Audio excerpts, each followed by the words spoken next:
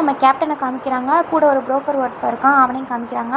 இந்த மாதிரி கேப்டன் ரொம்ப ஃபீல் பண்ணிகிட்ருக்காரு. கெமிக்கல் ஃபேக்ட்ரினால மீன்லாம் இறந்து போகுது அப்படின்ற மாதிரி. அதுக்கு கூட இருக்கவன் சொல்கிறான், எத்தனை நாளைக்கு தான் அந்த மீனையே பிடிச்சிட்ருப்பீங்க, நீங்கள் பேசாமல் அந்த பெட்டி எடுக்கிற வேலையை பண்ணுங்க அப்படின்றான். கேப்டன் என்ன பெட்டி எடுக்கிற வேலைன்னு கேட்குறாரு. அதாங்க ஸ்மக்லிங், ஊரே அதான் பண்ணிகிட்ருக்கு அப்படின்றான். கேப்டன் ரொம்ப டென்ஷன் ஆயிடுறாரு. என்ன சட்டவிரோதமான வேலையெல்லாம் பண்ண சொல்கிறேன், அதெல்லாம் நான் பண்ண மாட்டேன் அப்படின்றாரு. ஊரே சட்டவிரோதமாக பண்ணிகிட்ருக்கு, நீங்கள் இதே நம்பிட்டு இருந்தீங்கன்னா அவங்க பொழப்பு அவ்வளோதான், அவங்க பொண்ணுங்களை பாருங்கள் எவ்வளோ கஷ்டப்படுறாங்க அப்படின்ற மாதிரி சொல்ல கேப்டனும் கொஞ்சம் மெதுவாக யோசிக்கிறார். பெட்டி எடுக்கிற வேலையோட கான்செப்டே என்னென்னா, இந்த மாதிரி அவங்களோட அந்த ஸ்மக்லிங் பாக்ஸ் எல்லாம் தூக்கி நடுக்கடலில் போட்டு வச்சுருவாங்க நைட்டோட நைட்டாக. அடுத்த நாள் வந்து நம்ம பொண்ணுங்கள்லாம் போய் அதை எடுத்து அவங்க சொல்கிற ஒரு இடத்துல போய் கொடுத்தா அவங்களுக்கு நிறைய பணம் கிடைக்கும். அதே மாதிரி நைட்டோட நைட்டாக ஒரு போட்டில் வந்து நடுக்கடலில் பெட்டியெல்லாம் இறக்கிடுறாங்க.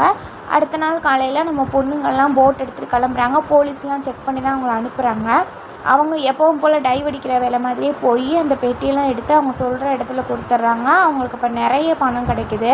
அந்த பணத்தை வச்சு ரொம்ப சந்தோஷமாக என்ஜாய் பண்ணிகிட்ருக்காங்க.